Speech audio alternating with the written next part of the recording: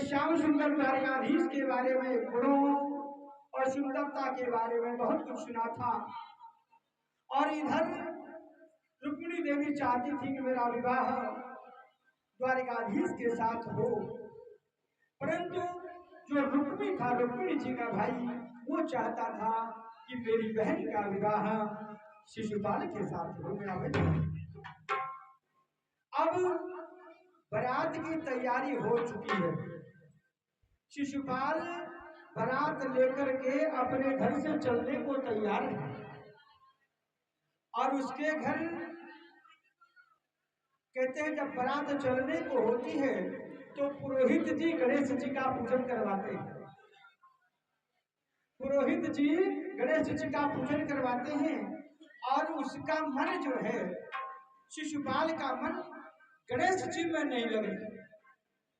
कहते हैं अक्षत चढ़ाओ तो दूर्वा चढ़ाता है, फल चढ़ाओ तो मिठाई चढ़ाता है, मन लगता ही नहीं है। ठीक है, अच्छा, अब जिसका मन ही गणेश जी में नहीं लग रहा हो, उसके रास्ते का विघ्न कैसे दूर होगा? उसका मन कहाँ लग रहा है? शिशुपाल का मन तो रुक्मिणी देवी की सुंदरता में लग रहा है। रुक्मिणी तो लक्ष्मी की अंश स्वरूपा है, लक्ष्मी देवी के अवतार हैं। अरे रुक्मिणी जी के चरणों में मन लगाता तो कल्याण हो जाता। रुक्मिणी जी के सुंदरता पर है, माँ की सुंदरता पर ध्यान तो किसी बच्चे को देना ही नहीं चाहिए। माँ की सुंदरता पर ध्यान दे रहा है तो उसका तो विनाश होना ही था। ठीक है, और इधर बारात लेकर के आ रहा है और रुक्मिणी देवी अपनी नगरी के एक ब्राह्मण जिसका नाम सुदेव है, उस सुदेव नाम के ब्राह्मण को बुलाती हैं और एक चिट्ठी लिखती हैं कि श्रुत्वा गुणान भवन सुंदर सुनृतामते निर्विश्य कर्णैर्भिर्भिर्हंतो अंगतापम रूपम दृशाम दृशिमतामखिलार्थलाभम त्वयच्युताभिषकी चित्तम पत्रम में।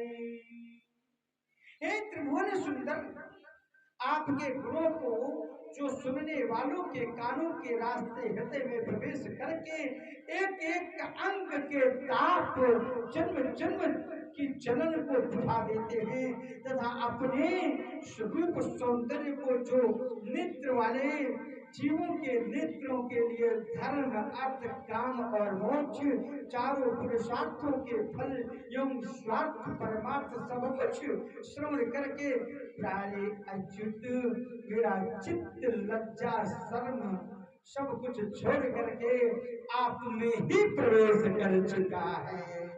हे प्रभु, हे श्याम सुंदर, हे भुवन सुंदर, आप शीघ्र आकर के और मुझे उस कौवे से छुड़ा लीजिए जो शिशुपाल रूपी कौवा मुझे पाना चाहता है, नहीं तो आपकी ये हंसिनी उस कौवे के अधिकृत हो जाएगी। आप शीघ्र आइए। और ब्राह्मण देवता को पत्र में लिख करके और पत्र भेज देती है रुक्मिणी देवी। और वो ब्राह्मण देवता पत्र लेकर के जाते हैं और द्वारिकापुरी में पत्र भगवान द्वारिकाधीश के हाथों में समर्पित करते हैं। द्वारिकाधीश ने पत्र को जैसे ही पढ़ा है तो ब्राह्मण देवता ने कहा कि प्रभु, अब आप विलंब मत करिए और मेरे ही साथ विदर्भ नगरी को चलिए। भगवान ने अपना रथ तैयार किया है। दारुक को कहा कि दारुक मेरे सारथी और आप रथ को तुरंत आगे बढ़ाओ, विदर्भ नगरी की ओर लेकर के चलो।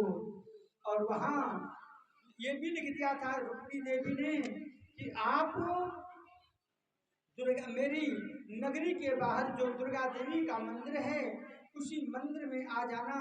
मैं वहां अपनी सखियों के साथ दुर्गा जी का पूजन करने आऊंगी और बस आप वहीं से मुझे लेकर के चले आना। ऐसे अब भगवान अपना रथ लेकर के चल देते हैं और इधर रुक्मिणी मैया दुर्गा देवी का पूजन कर रही है। पूजन करो, अकेली आप आइए। छोटी सी जाओ, हाँ बताओ बच्चों को, इस बच्चे को बताओ कि ये यहाँ बैठ करके पूजन करेंगे। यही बैठो, यही आओ।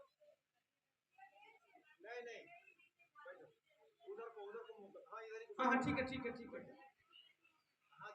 अरे रुक्मन को दर्शन दे गई है दुर्गा मेरी मैया, रुक्मणी को दर्शन दे गई है दुर्गा मेरी मैया, रुक्मणी को दर्शन दे गई है दुर्गा मेरी मैया, रुक्मणी को दर्शन दे गई है दुर्गा मेरी मैया, दुर्गा मेरी मैया हो दुर्गा मेरी मैया, दुर्गा मेरी मैया हो दुर्गा मेरी मैया, दुर्गा वाली मैया और लाटा वाली मैया, दुर्गा वाली मैया हो लाटा वाली मैया, रुक्मिणी को दर्शन दे गई रे दुर्गा मेरी मैया, रुक्मिणी को दर्शन दे गई रे दुर्गा मेरी मैया,